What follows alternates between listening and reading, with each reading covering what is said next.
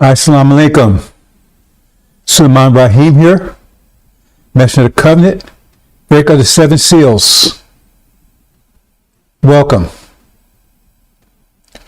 The Holocaust. All that we're going to be talking about now in the near future, the Holocaust, because what you're witnessing is the consequence of the Holocaust. The Holocaust. You're witnessing the consequence of it. Holocaust. Understand that, brothers and sisters. You're witnessing the consequence of it. That's what it's all about. What's the Holocaust? 500 years of total horror been inflicted upon the original people, the gods of the universe. So now they played with the wind. Now they're about to reap the whirlwind. They should never have touched us. They should never have touched our women.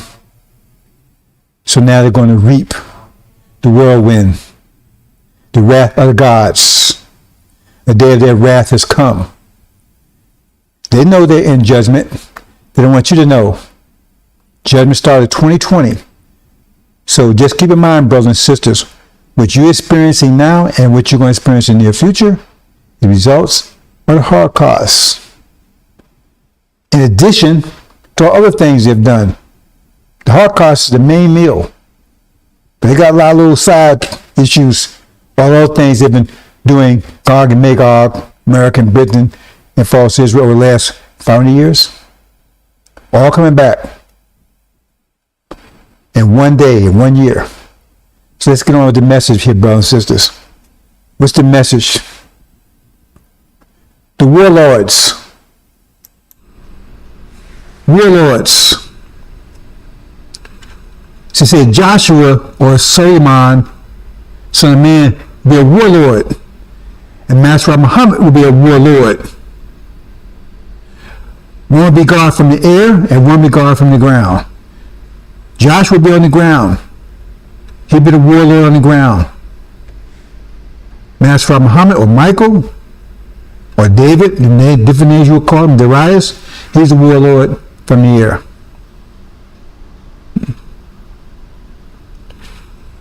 So, Suleiman will wage war on the ground, but also wage war, the mind war that's bringing all this about.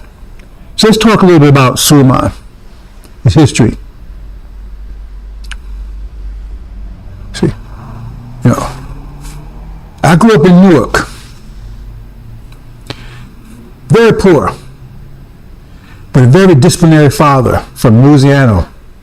Monroe, Louisiana, hardcore, stone hardcore. And he grew up by himself from 10 years old because he was forced to leave home. Some crackers was so big story.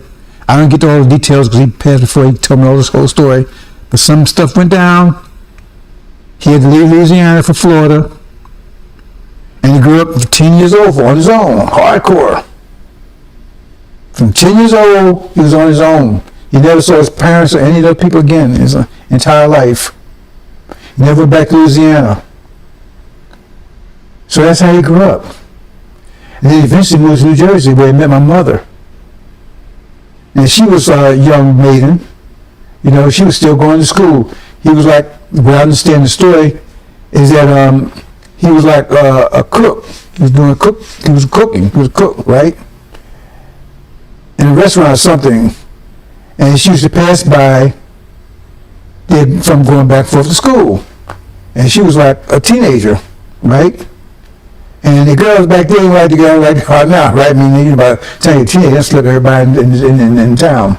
But she was like a young lady. She was going back and forth and with her girlfriends back and forth to school.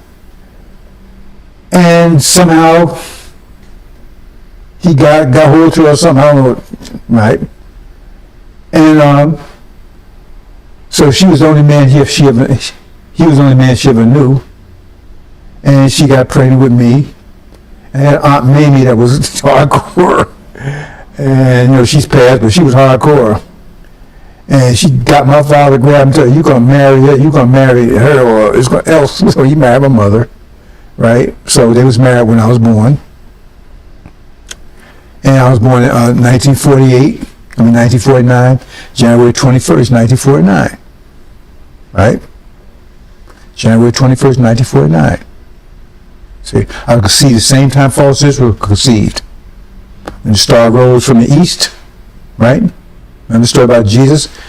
There was a star rise from the east to herald his conception. Well, that's the star rose in the east, 1948. That's when I was conceived.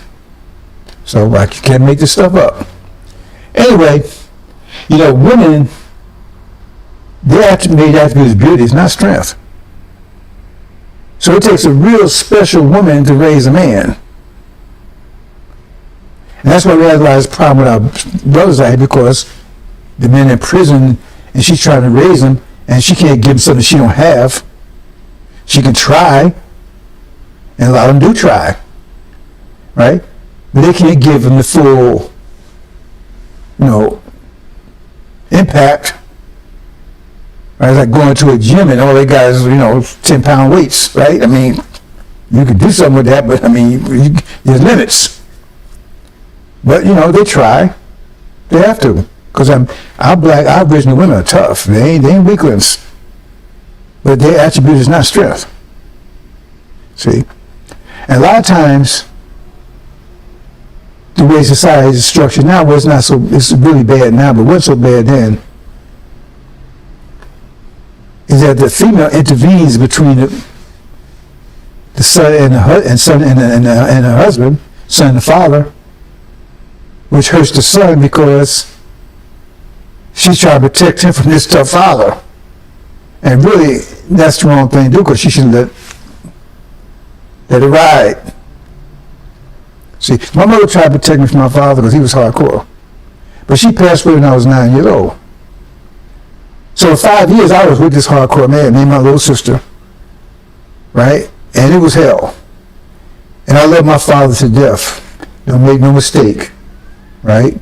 But I didn't understand it then. Right? But I wasn't against him. I just didn't understand it. It was hard. That was a hard 5 years with him. I can't even tell you things. Right? It was hard. He was hardcore. Right? So then he died when I was 14. Right? August 21st, 1963. That those numbers, huh? 1949, 49, 21st, same thing, 21st of August, 1963, sevens again. Right? Now, was it 9 times 7? And so, I'm 14 at that time. Never, 2 times 4. See, you like those sevens, don't you? I'm 14 at the time. So I'm on my own. Now, just my little sister, we got some relatives didn't get kidding about us. With an auntie, and she just grabbed us because she was going to get that money from the state, but she was never there. Right? So, I mean, I was on my own. So I grew up in Newark, and about 2.5 years, I'm on the streets of Newark. Newark wasn't like it is now, but it was tough. Especially if you didn't have nobody to protect you, and you ain't no brothers or nothing like that. It was just you. I was always fighting all the time. I was always fighting, but I was like, I got a lot of fights. Probably most of it was my fault because I was a thinker. I want to talk about science. I was going to the library, reading stuff, and these brothers didn't want to hear that stuff. And I lived right where all the action was, around the corner where everybody hung out at. That's where we lived, right there, on that corner. And I was always in fighting stuff all the time. Now here I'm 14. I was really small when I was 14. I mean, I was really small. I was thin and small. And so 2 years, and it was always something going down, right? Fights all the time, and people I knew was going to jail and all that kind of stuff. I said, hey man, I was thinking person. I said, this ain't gonna work for me. This is not gonna work. So I was trying to find somebody to get out of this mess. I ain't had nobody to call on. There was nobody to give me any advice. So I grabbed onto the Bible. I said, well, I look, because my mother, she was staunch Christian. But like I said, after 5 years she was gone, we never went to church anymore. Then my father, he took me to the temple But I didn't know what that was about, because we lived a block away from it. Right? Once we moved from where I was. I was always moving. I lived about 20 places before I was 14 years old, because we was moving almost every year. So I was all over New York. So my father, before he passed, we was living a block away from the temple. And I used to go there all the time. I didn't know what it was. I thought it was church or something. I didn't know. He took me in there one time, right, about 2 years or a year before he passed. And I found later on he was processing my, Zod, I told you I was damn with. She told me, she said, when she found out when I came out of the military, oh, you doing that same stuff his father was doing, all that stuff. So that's how I realized, because he took me in there, but I didn't, it took me in one time. I had no idea what that was about. The bottom line is that 2.5 years hanging in the streets and getting in trouble and fighting all the time, all that kind of stuff, right? I said, I got to do something, right? So like I said, let me get back. My father, he was, like I said, he was converting, so he wasn't in that Christianity stuff. Mother, she was deep Baptist. I mean, she was one of those jump around, you know the story, Baptist. But she was real young, because she passed out when she was in her early 20s. So she was a teenager when she had me. So I knew something about the Bible, so I grabbed it and I said, well, I need some advice. I didn't know everything like these kids today know everything. I didn't know anything. In fact, my father passed. I was probably one of the dumbest kids on the planet. I didn't know anything about anything except what I was reading, going to the library and reading. But about life had nothing. Because after 5 years that my father had us, he didn't teach us anything, because he had an accident right when my mother passed, and his back was all messed up, and he would do that construction work, the jackhammer. And he was short, man, about 5 something, but he was like big muscles and stuff, right? And he had to do that. Now that's how I do it if your back is okay. So he was always in pain all the time. That's probably one part of the reason why I was catching so much hell. So the thing is that I picked that up, and I went to the military, 17, 2.5 years later, because she passed August 63, right, when I was 14, right, 14 and a half, right, so 17, what's that, 14, 15, 16, that's 2.5 years, right, 2.5 years later, beginning of 68, right, I went to the military, 17 years old, just turned 7 years old, I went to the military. I had no idea about Vietnam and all that stuff, so I'm in the military, right, I spent 4 years in the military, been to Vietnam, all that stuff, right, and in the military I was always fighting everything, like I said, I was real small, so people tried to take advantage of me and I wasn't having it, right, so I kick ass, I mean, I didn't know how to fight, nobody taught me anything, but I defended myself, right, and so 4 years in there, now I'm 21. That's not, I was reading the Bible, read about Elijah, didn't know anything about Islam, didn't know anything about Malcolm X. I had read a book about Ali, but I didn't know what it was, because they had this little library there, and they had this book, and I read it, and he was talking about some motorplane stuff. I read it, I didn't make any connections to it, anything. I didn't realize till later on that what this is all about, right? I went looking for Elijah, because I saw the Malachite. Didn't know who he was, didn't know about Nation of Islam, nothing. I said, this person must exist now, because I was a very spiritual type of person. So I go looking for him, right? So I leave Vietnam, I leave everything, I drop everything and go look for him.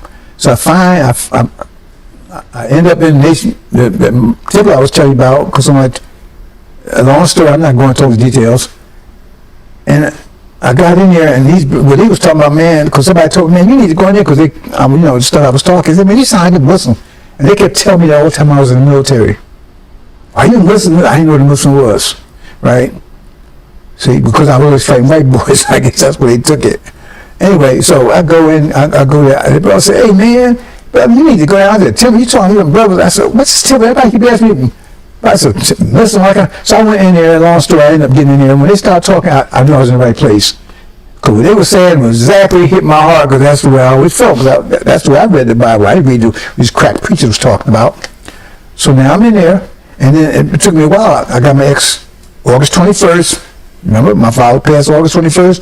August 21st, 1970. No, it's 10 times 7. 7 years later, it's from the day that my father passed, I got my X. 21X. 3 times 7, 21X. You can't make this up, right? So that's when I realized Elijah was running things. I thought it was just a local church-like thing, right? And that's why I went to Chicago. That's a long story. So now I'm in the Nation of Islam, right? And during those time, that was serious business. That was an army, not this bullshit that Farrakhan's doing. This little free puff thing he called FOI. There ain't nothing. They couldn't even shine the shoes of the FY back when I was there. Those brothers were serious. These clowns are nothing. Plus they following a weak coward. Because Farrah's a coward. He never did anything. I'm gonna talk about in a minute about anything. He never been any kind of situation. Soon as this shit get hot, he ran off. First he burned down the Islam reference like when the wolves came, right? Then what he did is he burned up the sheep and took off. Burned house down, everything else. And then ran and hid. Come on. Man, he's like, that's what Ishmael talking, man, when he's a strong man, he's a good shepherd. Because when the sheep wolf come, he didn't talk bullshit. I was there. And it wasn't the American government that took the Nation of Islam down. It was him and Wallace single-handedly. They're big liars. Anyway, now I'm in there. That's hardcore. You sell 300 papers a week, right? And I'm just hardcore. I was security guard for Elijah Muhammad. I'm former Muhammad Speak newspaper, the youngest foreman ever. I was like 23 at the time, something like that. Right? And I was there from 70 to 75 when he departed. So I'm looking back at all that, I'm saying, you know something? So I thought about it. After I said, I was being prepared for something. I was prepared for military, be a warlord. Because I looked at the whole thing. Everything was built as far as that first 5 years of my father, total. That made me hard. Right? 2.5 years on the street. Right? How to deal with people. Right? Battle. Because that's what I was battling the whole time. And I was like an underdog. I was really small. I was really, back then. I mean, I showed my FY uniform. Even when I came in the Islam, I didn't even get close to wearing it now. I tried. I said, man, wow. Anyway. And then in the military. And in Vietnam. Because right into the military again. Spiritual military. With Elijah Muhammad. Military. Every version, every side, every aspect of it, they give me military training. That's what I got. I was getting military training. That's the mathematics of it. It's, Holy Spirit. The mathematics of it. Bring that, because you don't get it if you don't have it in you. So it was bringing it out of me. Because you can have everything you learn in your life, you're not really learning. Because what if you're learning is somebody bringing something out that's in you. Nobody can teach you something that's not in you. It just roll off. That's what education is. Bringing out of you what's in you. It's like bringing apples out of apple tree. I try to tell people that I'm not teaching you anything. I'm just bringing out of you what's in you. So if there's nothing in you, I can't bring it out. I only bring out what's in you. And that's what it's bringing it out of me. Warlord. Because Joshua will be a warlord. And then after Elijah, right? There comes the angel. That's the war. Now you're battling. Independently. You're a general. Now you're battling. By yourself. First you got to go out there and battle yourself, right? So that's where I'm coming from. See? Now a general, his troops are not going to be better than a general. They're not going to be better than a general. Or the warlord. They're not going to be any better than him. Or her. So we got some sisters of warlords too. We'll talk about that in a minute. But we got some sisters of warlords too. Because you got some sisters, they want to throw out too. Because they're angry. They went through the Holocaust worse than we did. And they want some kickback. They want some kick ass. And we're going to let some of them loose on them. But we protect our sisters. We don't put out like this shit Farrakhan doing. 2 or 3 of these sisters and everything. Going to put them in the barrel. What's wrong with those folks over there? They don't see anything wrong with that? And the so-called FYI, they're sitting around doing nothing, scratching their ass, when he said a rag that he calls a final call, and they got assist on doing fundraising, now walk around uniform, 2, 3, 4, and all this. No, that ain't gonna happen here. So he's like a good coach, right? You ain't gonna be better than your coach. So if you got a weak coach, you're gonna be weak. You have a weak team. Team ain't gonna be better than the coach. And same thing with warlord. See? Same thing with warlord. See? Because he's got to be an example of what he's talking about. And we're at war. And only people who are going to survive this war, right, are people that's prepared to survive the war.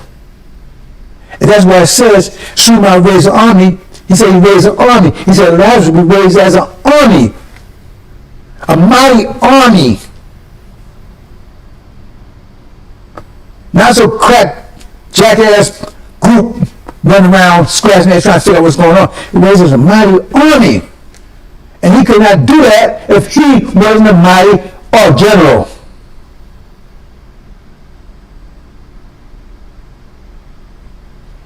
Because he can only pull out what's in it, because our people that's in him, but he has to be strong enough to pull it out. Just like you put seed in the ground, right? The ground gives it the material to bring out what's in it. But the ground is weak, then it'll be weak too. Can't be strong in the ground that's providing the material, the nutrition it needs to develop itself. So the general is weak, the troops going to be weak. And that means we won't survive the war. And just about every great general, the troops hate him at first until they start winning battles and start seeing they were surviving and making it. And the other generals, the weak generals, his people loved him until they looked around and most of them was dead.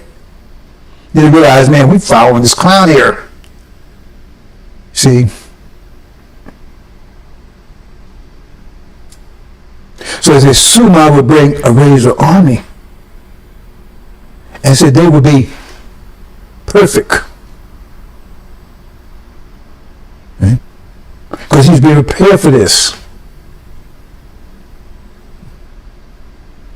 Warlords. Protect our women. Unconditionally. That's our women. He's talking about demon women. We don't other people. We talk about our women. You let other people about their women. The Hindi tribe worry about their women, right? You let the Levite tribe worry about their women, with the exception of the Levites that's joined on to us. But we protect them. We don't put them out there in the battlefield. But we don't tell what to do either. But if you want to go, we're not going to tell them you got to help fight this battle. We ain't going to do that. The demon's going to do that. We're not going to do that. Only way they get to our women, they got to demolish us.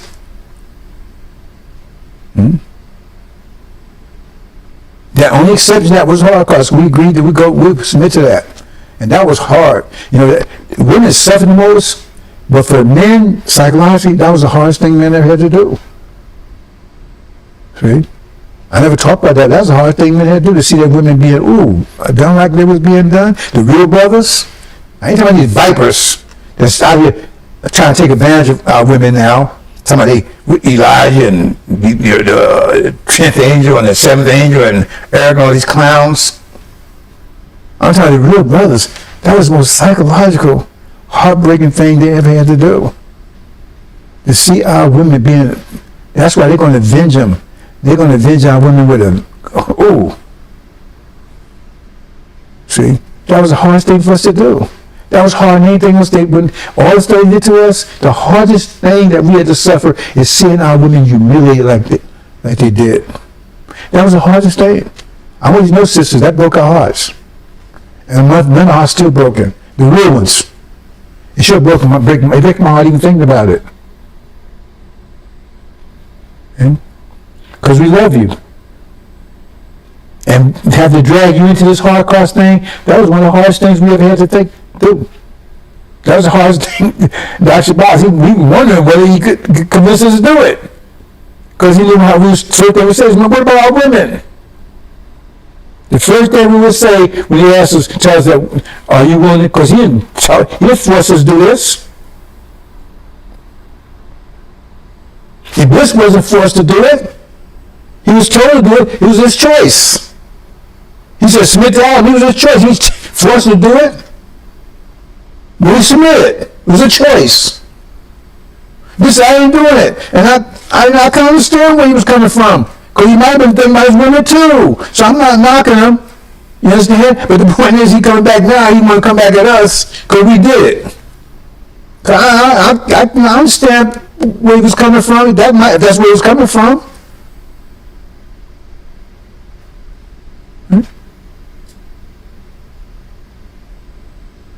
But that's the command, and that's the best advice to give. He refused to take it. So he said, if you don't take this advice, this will happen to you. That's where you're supposed to read it. He gave the best advice is submit. Because he says, he said, if you don't submit, so you look at it like, I'm going to beat you because you don't submit. No, you don't do that properly. If you don't submit, something will happen to you. If you don't submit, you got to submit to Adam. Because you want to move to the next level of creation. And that's what you have to do it. That's the doorway to the next level of creation. Like fertilizing that egg. All the sperm running around, doing their thing. And the only doorway to the next reality is to the egg. You got to find it. And once you get, you close the door to everything else. And so listen, you got to, if you don't do this, this is what happened to you. He said, he's not the only one. You're not telling me that's a jinn. He's not the only one that didn't submit.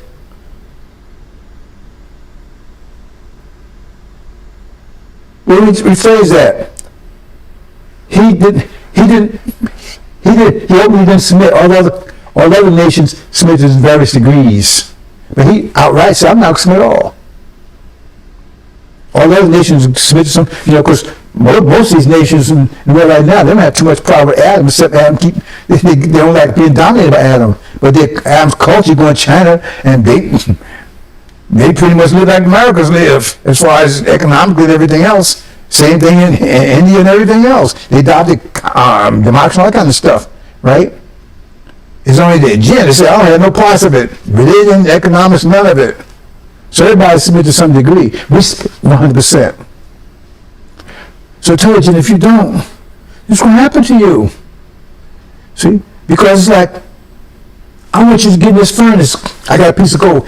I want you to get in this furnace. I ain't getting in that furnace. Yeah, okay, well, you stay in. Because the ones getting there, they're going to come out when they're going to be as hot there. But when I put them out, they're going to be pure gold. And you're going to be inferior gold. See? So they'll be worth more than you. So if you don't do it, they're going to be worth more than you. Yeah, they're going to have to go through things more than you. That's what's happening right now. Because now we're going to get the best part of the planet Earth. We worth more than everybody else because we went through that process. We got converted to diamonds. Pure gold. Pure silver. Just like the Levites that went in with us. They come out pure silver. They got to go to tribulation. They got to go there. But they come out pure silver. They're going to be greater than the Levites that didn't go along with it. All Levites didn't go along with it. They didn't get in the furnace. They got in the furnace with us. That's where you probably read that story. Nobody forced them. They said, okay, you see, that's why you really like, hey man, okay, I'm gonna drop a black brick on you because it didn't say that. It said, okay, and when he said, give me respite, that means I'm gonna leave you alone. I ain't gonna bother you. He said, give me respite, don't bother me. He said, okay, I'm not gonna bother you. I'm not gonna force you in the furnace, right? So you go to your thing. Be granted respite. You got to read that story correctly. See, you just read off like as soon as you read it, and you assume stuff. They had a choice. We had a choice. And that was a hard choice. Because when it comes to our women, we knew that our women be the worst. They suffer humiliated more than any. I mean, they humiliate us, but You can humiliate a woman much worse than you can humiliate a man. They suffer humiliation to the nth degree. We suffer humiliation, right? But they went to nth degree. The things that these devils did to them, in our presence, that was the hardest thing. That was the hardest part of the Holocaust. That was the most horrific part of the Holocaust. Seeing what happened to they did to our women, and we're going to avenge them. Because that's the only thing the sisters wanted to know. They said when Dr. Boz told them about it, they said, "Yeah, we'll do it." But they wanted, the only thing they wanted to know was, will we avenge them? We avenge their honor. You know. Because we know what happens to a female. I mean, a guy can go out there and do all kinds of stuff, but a female does it, man. Oh, man, she's a whore. You see what I'm saying? The guy, he doing the same damn thing. So women suffer that. Because beauty's, you know, a little mark can mess up beauty, but a little mark can destroy it, man. You just roll off of you. A little blemish, beauty's gone. And they took our women's beauty away. And we have to return it back to them. It's our duty to do that, and we're going to do it. Warlords. Let's say Sumar be coming like a lamb, you go out like a lion. And now you starting to see a lion. I warned you a little while back. Because no more bullshit. You either stand or you get the hell out the damn way. We're already at war. We've been at war 5 years. We've been at war 5 years. They declared war 5 years ago. We've been at spiritual war, mental war. I mean, look, in the Holocaust, they have to use terror to maintain it. So if you're being terrorized, aren't you at war? The fact you're being terrorized, you are at war by definition, because if you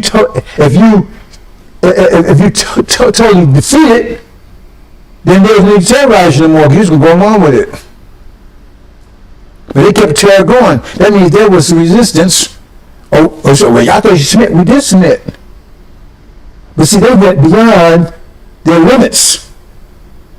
And to do that, they would terrorize us. But there's no to limit that it was given. When we terrorized, we was willing to submit to working and doing things. We was willing to submit to that. There was no need for terror. The terror came in with a rape, sodomy, hanging, torture, and all the devious things they was forcing us to do, our children and all. That's where the terror came in at. Because they weren't supposed to go there. They were terrorized to go that far. So we been at war with them on that level, because the number was at war, because they didn't have to keep applying terror if we wasn't resisting. So black man, you wasn't afraid. You was fighting.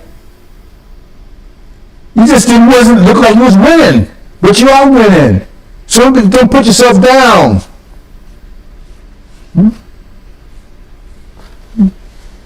You haven't been defeated. Because if you was defeated, they wouldn't have to put terror on you anymore. They would stop the terror. You wouldn't have to have Jim Crow laws, all that kind of stuff, if you was totally defeated. So they never defeated you. They put you to sleep. They knocked you out. They never defeated you. Because they didn't have to apply terror anymore. See? But you got knocked out. Knocked down. But they never destroyed your spirit. They destroyed your spirit, no terror anymore. Wouldn't be need for it. So you got a spirit. And that's what Suleiman is working with. Revive that spirit. Because if you was totally dead, there was nothing to revive. Nothing to inspire. So he's speaking that spirit. Spirit war. Mental war. Physical war. He's got to get you raised mentally, and also got to pay for war. So I talk the way he talk to you. Because when you wake up, you got to be ready to go to battle. See?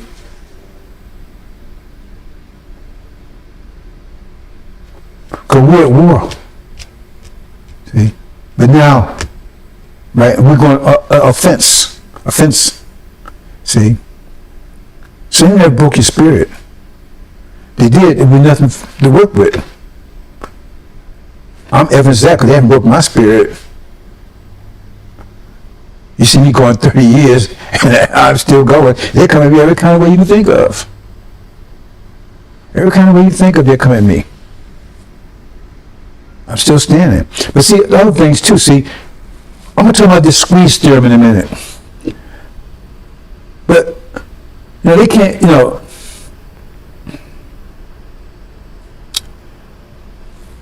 Master Muhammad said he's the only one who knows when he's going to pull the trigger. Well, see, you got to see. I'm going to talk about a few things here. I think it's safe to say it. See, if they thought I knew,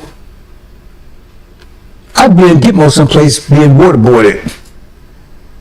If they were convinced I knew, or they was convinced I knew how those planes work, they'd have been down there waterboarded. I mean, if they knew, see, damn well, I mean, that would be gold mine for them to find how the planes work and they can make those planes because they know they can't defeat them. But they thought I had the knowledge to do it, they'd have me down here going. So there's certain things, that's why in the engine it would take me up to a certain point. Because they don't want me to know certain things because they know that make me vulnerable. But it's protect me. Because I'm here on the ground. I ain't up there. And I understand that. See? They say nobody, that's why I make it clear there, nobody knows. Why do I have to say it? Nobody knows, right? They say no. Well, if that scripture is right, then he couldn't know. So ain't no sense going out and trying to force him to tell us something he don't know anyway. Because if they knew, they prepared for it. Because since shock the hour, most of what's happening is going to be a surprise. Now, we don't need to do that surprise, but a surprise for your benefit, brothers and sisters. Because we're trying to save as many of you as possible. I'm not the original people. Because it's still part of our body. We don't want to go in there without legs, without arms. Okay? But all you still will be able to understand the angel to your degree. You understand some parts of it to your degree. Because the angel's like that. Some of it is more complicated than others. So if you're leg, then say excel, you understand this, but you understand parts of that degree. That's all that's necessary. If you're the brain cell, you're going to understand it 100%. And you don't expect everybody to understand 100%. Everybody's given different parts of it, right? If you are arm muscle, right? Well, you might have a part, right, for the whole arm, and everybody in the arm have part of it. Like you got two books in there, right? So those two books are some body part. They don't understand it. They don't understand it. But they don't have to. But that's up to them. See? Because they have to figure out how to understand it. It's like I had to figure out. No, I stumbled on the angel. Nobody came and gave it to me. Nobody told me what to do with it. And now you see the result, because if you study the angel, if you know Revelation, you understand anything I'm saying, what I'm telling you right now, what I've been telling my angel, you can look at it and say, and once you understand, it took a lot of time, effort, and work to get that knowledge I'm giving you. So I wasn't sitting around scratching my ass for 30 or 30 years. It took hard work. See? And for some reason, right, made for the right arm, for the left arm, you got two books, one made for the right arm, for the left arm, and those two books will bring in the fingers and the elbow and all that kind of stuff. Maybe without them, I'll go back and here after with the arms. I'm not going into that, but I'm just trying to explain to you. Because we got different body parts. And now we have Levites, they're part of our body now.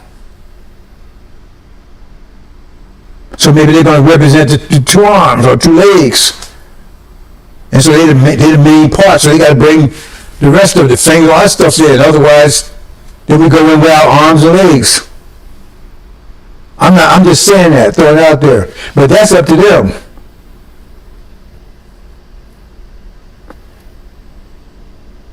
See?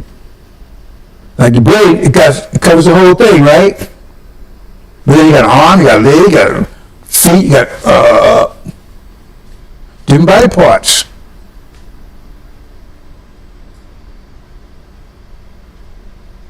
Right? And the brain gives command, and then, we have to have an arm. So I don't think I should have put there because I'm going to a whole nother stuff I've never talked to you about. Yeah. But a lot of things in there for a lot of reasons. See? Part of it's for my protection. But I'm going to go into this thing about squeeze theorem. And then I think I'm going to let this go. Because I keep telling myself I'm going to just stop even talking. Right? And then I just sit and I said, man, there's so much stuff I could say. And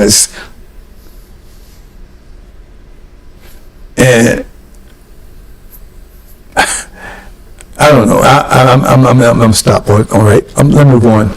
They call this thing called squeeze theorem.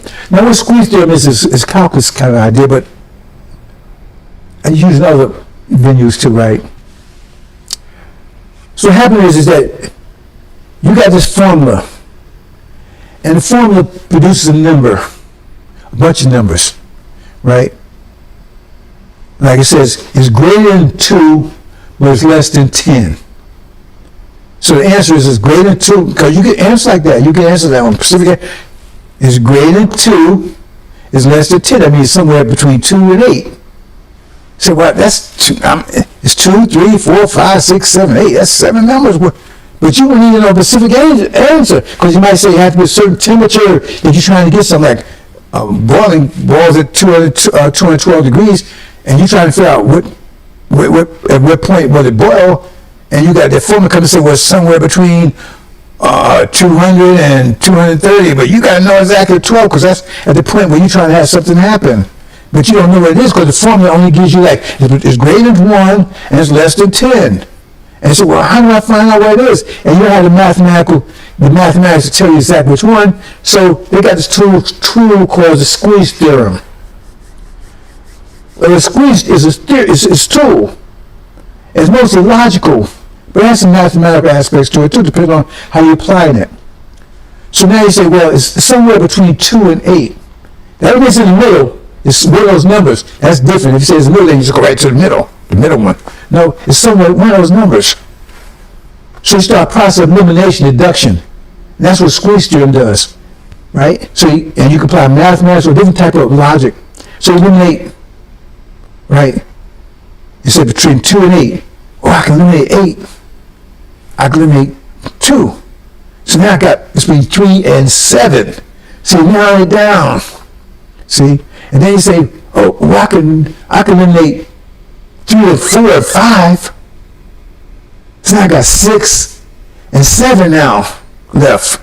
So you eliminate one on that side. But still need one of them. And maybe 2 more, you get those 2. Then you're all, but at least you eliminate down that part. So now you got to play games, right? But that's what squeeze theorem does for you. Now, what does that mean to anything? See? So the angel, like I said, we're not in angel time now as far as time. So we're still in the angel because the angel tells all these events going to happen. But the timing of it, we're out of angel time because timing of it ended yesterday. I mean the 21st. Because when you go to calculate, the calculation in chapter 11, that's the calculation done right there. And you end up at, when you put all the math together, everything end up at 2022, September 21st. Like that 21, huh? And September the 7th month, the 7th month, like that 7th again, because our start point is spring. The first day of spring, that's the normal beginning of the year, except for the Europeans. They came and made January because Emperor Janus's birthday was in January, so they wanted to make that. Anyway, just begin. But that's another thing, see, because when you start trying to figure this out, you're trying to figure out, well, you started point the first European year, Roman year, or Roman calendar, or is it the first year doing a real true calendar, the scriptural calendar? See, you got to get inside that. And that was one of my problems I had before. They said when I'm calculating, I said, okay, I'm calculating, but I got this 3-month problem here. Because is it January? They using January starting point or using March? Then I finally figured it out, right? So we know, based on that, it says Mass from Muhammad will not go, if you read chapter, the 5th seal, he will not go in action until after. So that's part of squeeze theorem. So he said, okay, well, I know that I can look at anything before the 22nd, the 21st of September, I know it won't happen before then. See? That's a caveat there because that 6-month period, that's part of that. That leads you to the 21st. So it says, okay, what you have is, okay, what you accurately have, let me back up, to spleen. That's accurate. Chapter 11, angel time is accurate to there. The problem is that there's 6-month silence period. Have that. But it doesn't say 6 months, it's about 6 months, which means approximate. So that's where you got a little problem there. Squeeze theorem comes in. Because they say, okay, approximate, how approximate are they talking about? Because they're talking about approximate in months or weeks. So the approximate months, you say, well, instead of 6 months, because it's approximate, then you should, it would be 6 months. It say approximate, right? About, because why waste time saying about if you know it's actually 6 months? So they say about. So it means maybe 5 months, maybe 7 months. So if it's 5 months, that means that July 21st would have been the cutoff date. If it's 7 months, then it'd be October 21st, not September 21st, right? That's what you look at. You can look at that, or you can say it's weeks instead of, right? So it's approximately 6 months instead of looking at months in terms of weeks or 8 days or whatever. So you don't know. But the worst case would be months, right? So I'm just throwing something out there, right? So if you use months, let's use months for instance. That means that the bottom line is, it could have been in July. Could have been in July, but we know it wasn't, right? Still could be in September, but we're using months, right? Then the next day you probably go with maybe October 21st, maybe. I'm just trying to show you this theorem works. I'm not calculating anything here. I'm showing you how the theorem works. So you say, okay, the worst case, if you use months, that's the worst case, right? Then he couldn't go into action until October 22nd.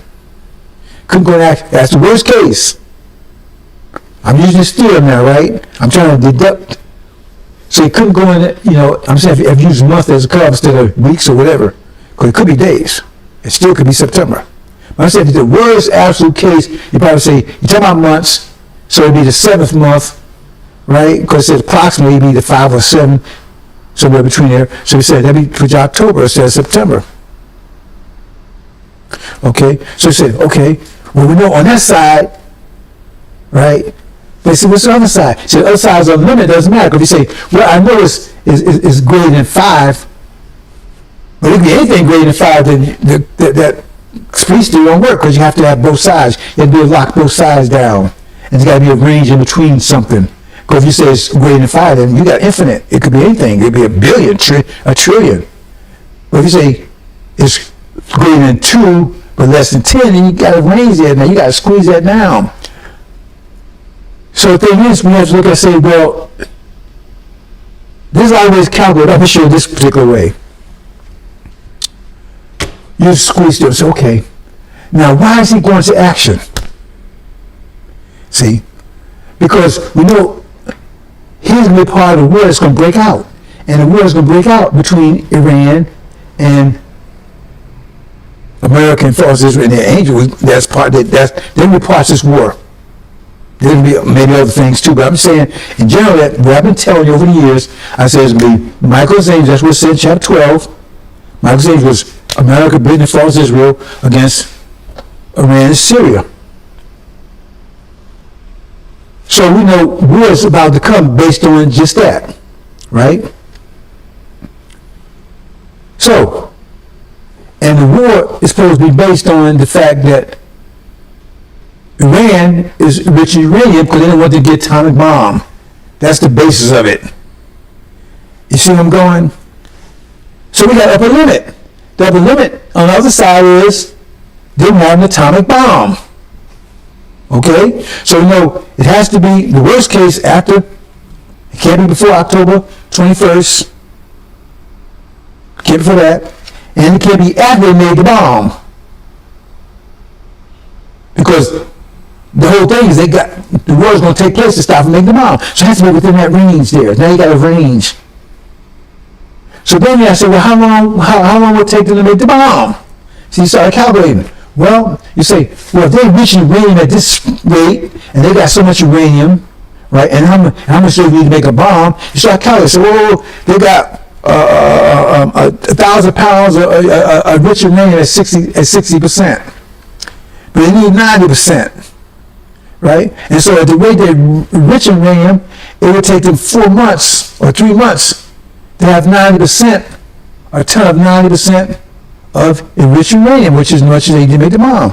They say, well, it would take 3 months to do that, right? I'm assuming, right? At the rate they're going. So if you're talking about from October the 21st, if you're going from there, it can't be before that. And 3 months after that, October, November, December, December, Christmas 21st, right? That means they did have enough by Christmas, which false Israel is telling you they ain't going to happen. America ain't going to happen. So that means the war has to be between those two period of time. You see, squeeze theory. So now you're narrowing down the time. But then you say, well, once they get the material, how long will it take them to actually arm a bomb? I said, well, that might be another month. So maybe you're going to January 21st, right? So now you're saying it's got to happen between October 21st and January 21st. Right? Because they'll have it. I bombed the full-phase bomb by January 21st. You're calculating, right? How long it take them to enrich? How long it take them to put in a bomb? Assuming that you understand you have these numbers. So the war has to take. So now you got to squeeze. So say the war's got to take place between October 22nd and January 20th. Because January 21st, they'd have it. It's too late. See what I'm saying? That's squeeze theory.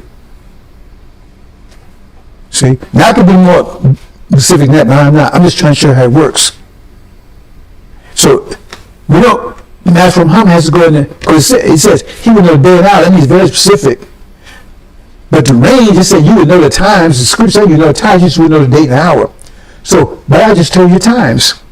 If those calculations I said approximately right, so you can go and do the calculation yourself. Say, go in, how much you know about rich and uranium, all that kind of stuff. You figure it out, and you can figure out and say, okay, this is the window here.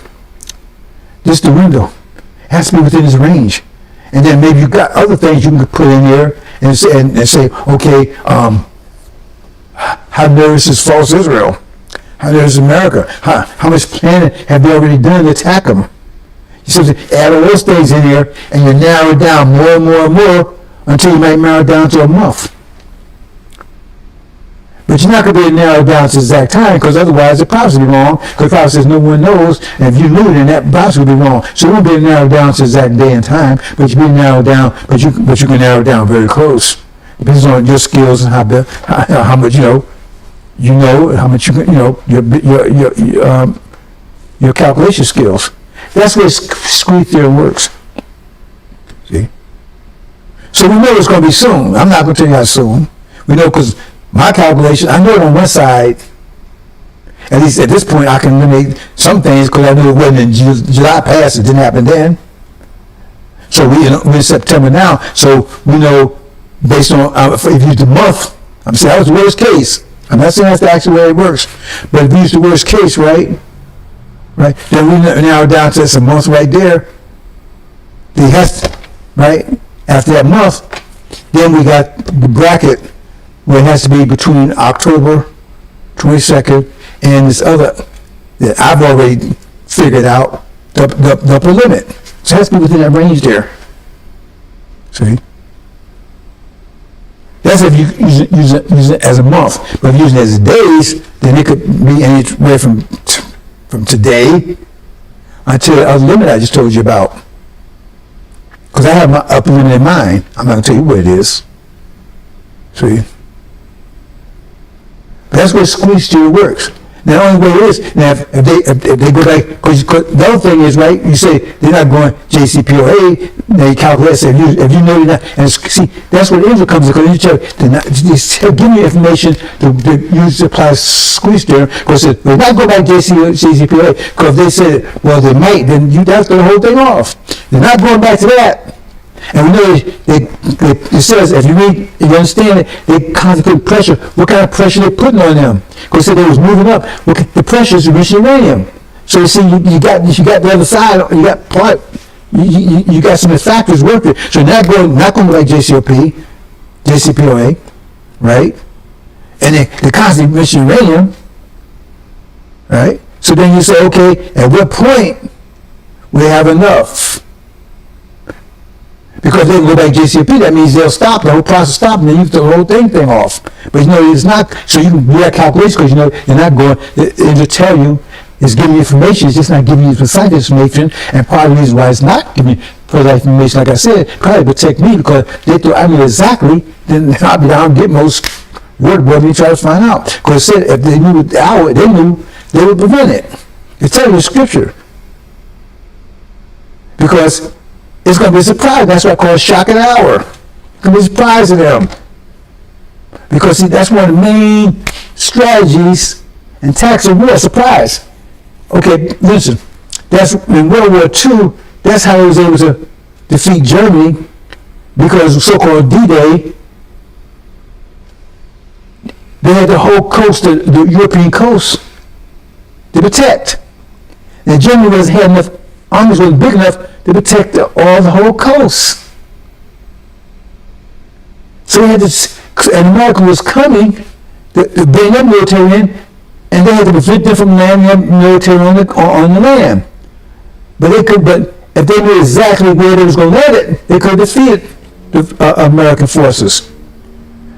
But they didn't. That's why America was telling them it's going to be Italy, it's going to be here. So they had to spread thin. And so when they came in, they were surprised, and they couldn't get enough forces together to stop them. So that brought down their defeat. Because that's surprise, one of the major elements of war. And that's right. Israel time is over as far as the timeline. Because now it's Master Muhammad's time. And he's going to pull a surprise. Because they're not prepared. Because they're all over the world trying to figure out how to deal with him, how to deal with this. And they got all these three different action areas. Well, what's going to break loose? China first, or Russia first, or Iran? See, they got forces spread all over the place. Okay. The only thing I'm getting them is that it's going to be happening in Iran first. Now, they may think that's a diversion. Because sometimes you tell the enemy the truth, they think you tell them the truth. They think that can't be it. They just tell us a lie. Sometimes you use that.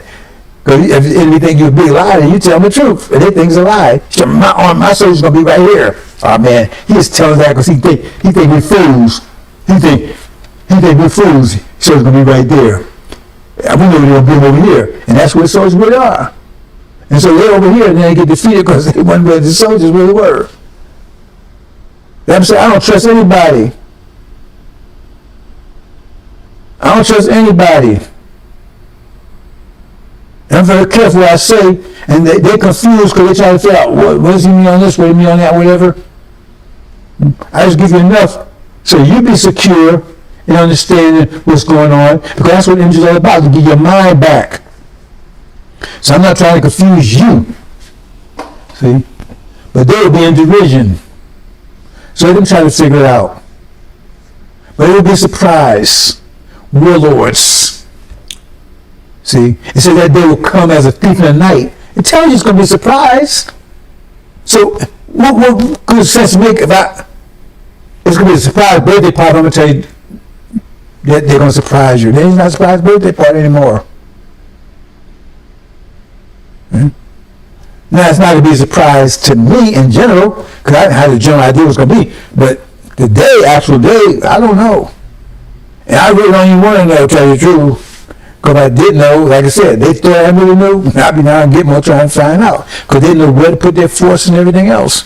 Not that they can stop my trauma, but the point is, if they knew that, They know to take you out before it happens. Because they decide when they plan to take you out.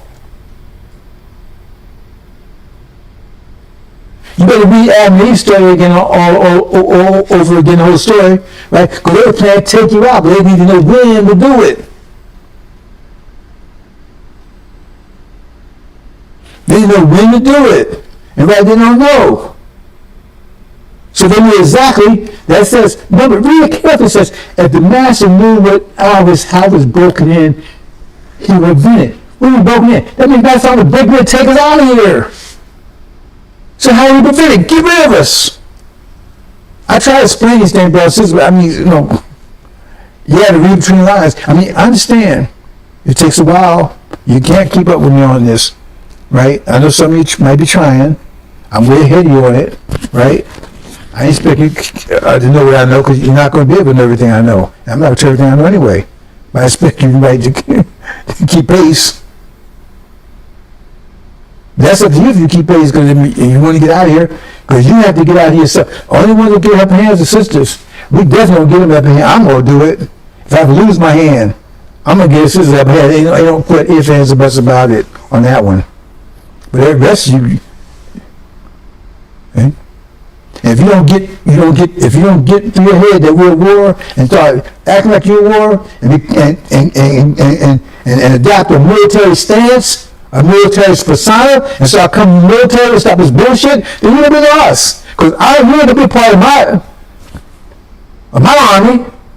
I don't want no lactose weak-willed people. It says the 140,000, they were 100% military. Follow that way went. See, no blemish, they're perfect. They're ready for battle. Any kind of battle. Mental, physical, whatever. And some people just don't get out to their head yet. They just don't get it to their head. And so therefore they will get lost in battle. And I'm not going to be responsible for it. Because if I sit around and let you keep on, won't tell you, and you keep on doing what you're doing, then you can be lost. You can be blaming me. Oh man, how come you tell me? How can you make me run extra miles a day? How can you make me run 5 extra miles a day? How can you make me hit that bag harder? I ain't know to get my ass kicked like this. Remember Tyson Buster Douglas? He didn't train up and Buster Douglas kicked his ass and Buster Douglas was third rate.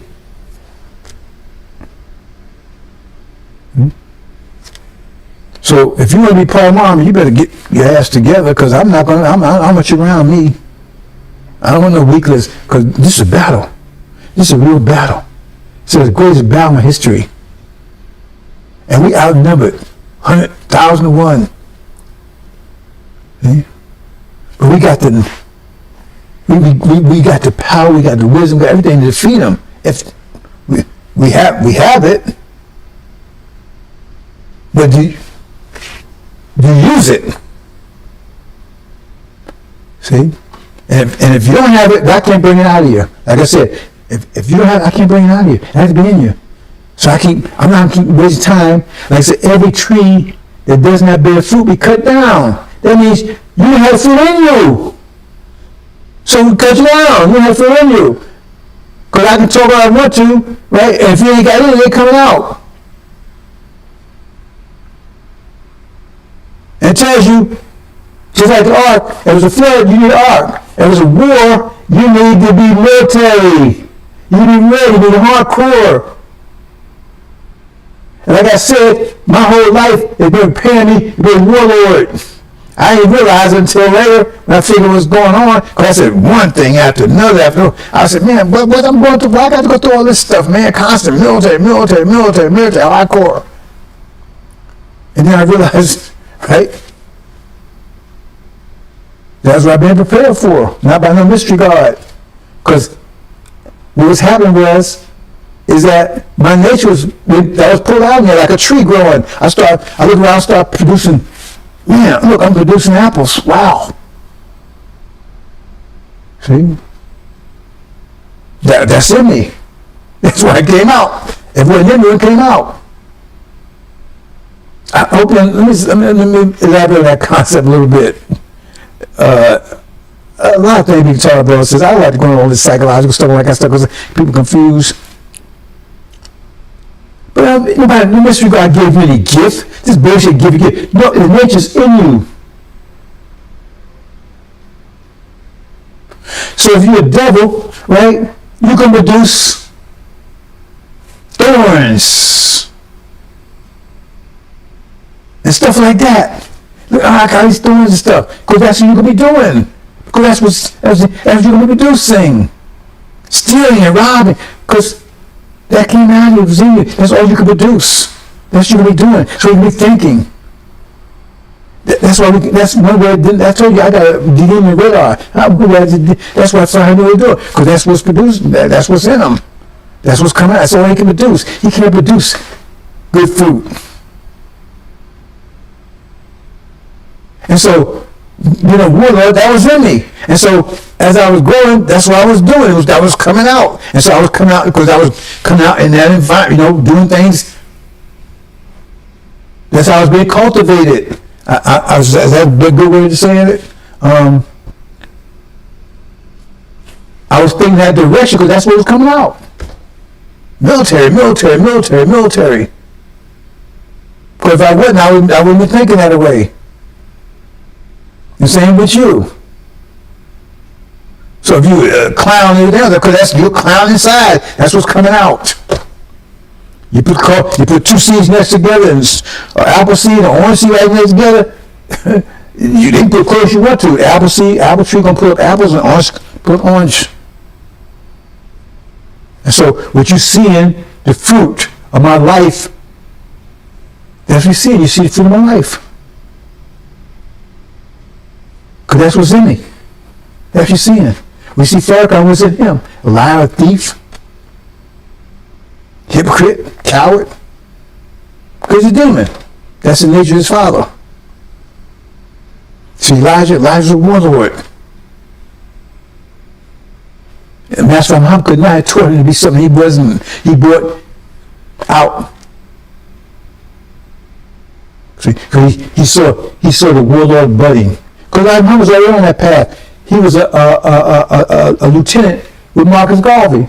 So he was already on the path. So Master Muhammad just scoped it. And Elijah Muhammad brought it out because he quit right. He had to be on the path to walk up on Master Muhammad anyway. You see what I'm saying? So I don't think I'm trying to say in the way you would understand it, right? But because I'm doing it as like a tree that's budding, right? Because a tree just stands still. But when you a person, right, you moving around, but you moving around, growing in that way. I mean, that's what you said. I was moving around, growing in that way because that's what was in me. I was growing in that way. My father, military, I was going away because that was in me. And Angel, that was in me. That stuff was just coming out. All that stuff was already in me. Angel was already in me.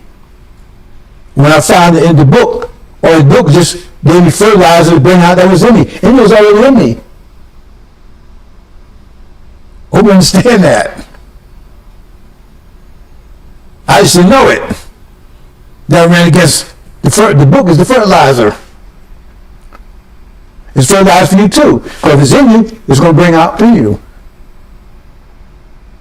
And I talked to a couple of people, a couple of sisters. I was telling them, and and I know I didn't talk to them like this, but they proved right who they are because they figured stuff out. I hadn't even looked at. They figured out that means it was in them. I didn't teach them that. It was in them, and that fertilizer brought out of them. That means they're part of our nation. I hope you understand that. There's so many things I talked about, brothers and sisters. It was in them, and they brought it out because I couldn't have brought it out if it wasn't in them. So I said, man, you saw that?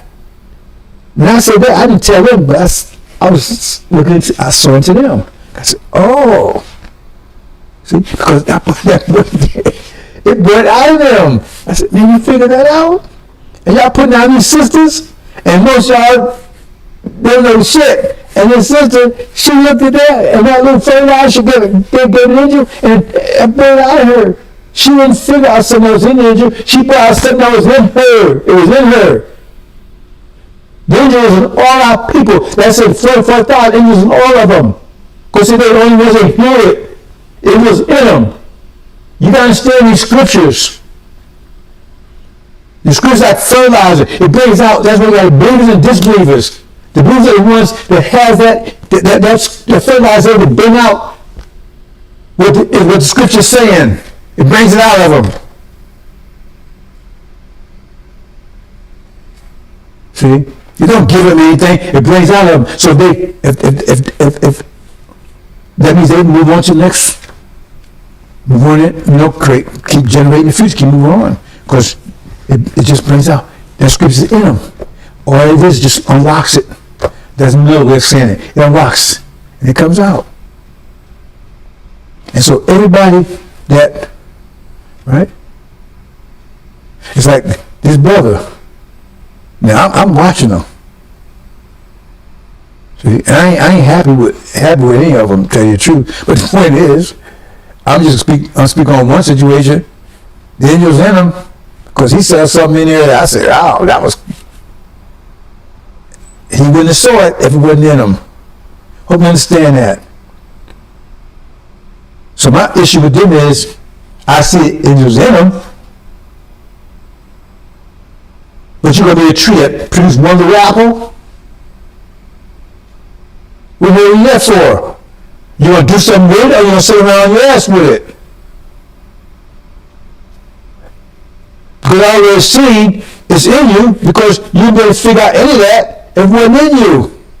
I keep telling you, I'm bringing out what's in you. Angels bring out what's in you. I'm not putting anything in you. I ain't teaching you a damn thing.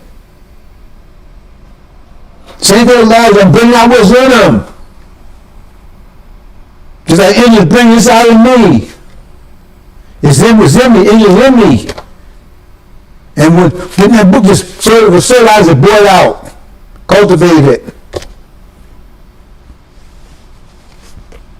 So the issue is, so every tree that doesn't bear fruit, so that's one, that means it ain't in you. And the other thing is, if you bear sparing fruit, you cut down too, because you got it in you, but you ain't doing anything. You're sitting around here, well, I'll push one apple a day. Well, then hell with you. So that's one way you know if you part of the angel, if it brings it out. Because these people, they can't see it. Devils can't see it, demons can't see it, because it ain't in them. You can't bring out something that ain't in you. That's where you'll never get it. But I see little buds here, the sisters, little buds here, the brothers, little buds. That means it's in you. Now what you going to do with it? You going to cultivate it, you're going to sit around your ass and look and see what everybody else is doing. Or be all in. Be a soldier. I ain't talking about your sisters. We ain't expecting to be a soldier. You want to be a soldier, that's up to you.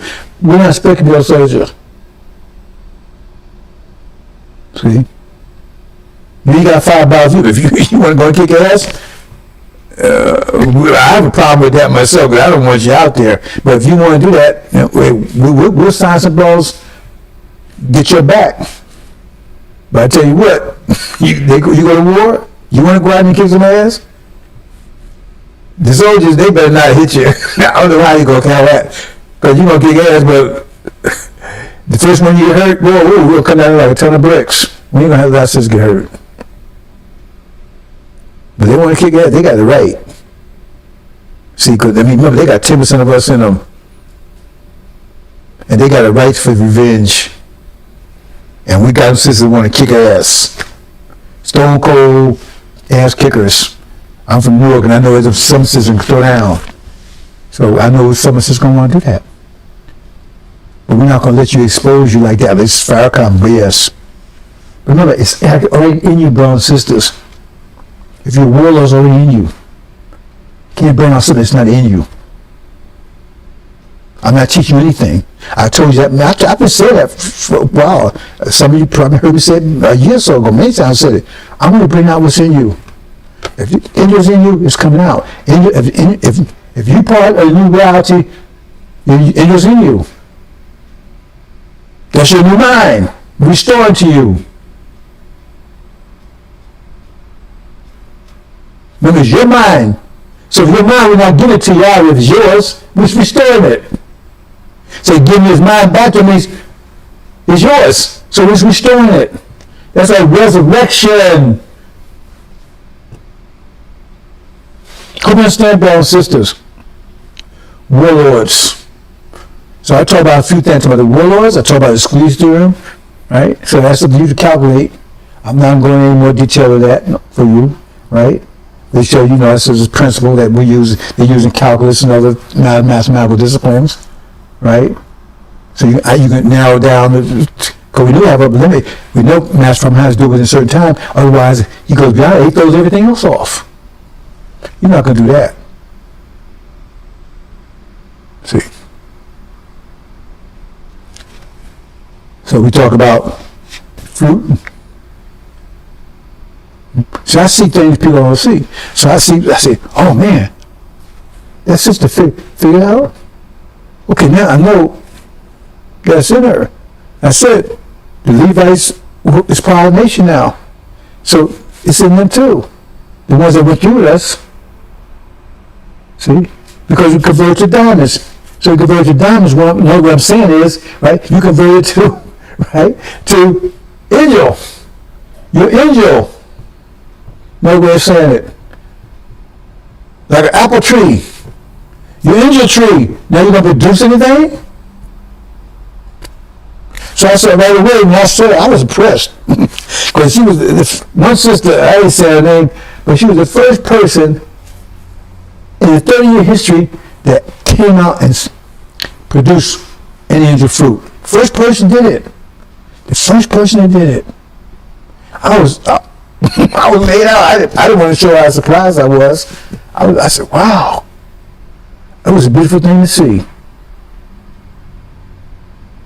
It's a beautiful thing to see. See? Y'all keep talking to these sisters. That sister's a rising star. I don't know how much damage she got with her, but she definitely got it. But she's part of the angel family. Now, if she wants to stay part of the angel family, be productive, we don't want to build cancer cells. Right? Why? She needs a cancer to my demons. We don't want any weak cells. We get rid of weak cells. We don't want nobody producing this little bit of fruit. But that was impressive. See? Now, so other people, they started doing some little budding here. Right? But the bottom line is, brothers and sisters, we're at war. And we ain't got time for bullshit no more. You got to start budding. You got to get ready. Because the enemy's not going to sit around and say, oh, well, are you have your uniform on yet? You got your weapon ready yet? Right? You got your phone. You're not ready for that. It'll cut your damn head off. I warned you. I told you. And I'm not sitting around and watch you. I watch your sister. I didn't watch you. If you ain't ready, you got to get away. Get out of the way. And I don't want you to influence all the other soldiers. Because they call that, in Israel, what do you call it? I've got the word he's used. Slack talk. Because slack talk spreads like a virus. One soldier starts talking slack, next one slack, get worse and worse and worse. No, we had that. You better be an ass-kicking monster ready to fight. Ready for war. Otherwise, you got to get out the way, because we don't want you. Because we want you in our ranks. So one bad apple spoil a whole bunch. You better look at what the honey for what they lack, and you better get on track with that. They set an example. I'm setting an example for them. Hope you understand, brothers and sisters. I'm gonna leave it there. Assalamu alaikum.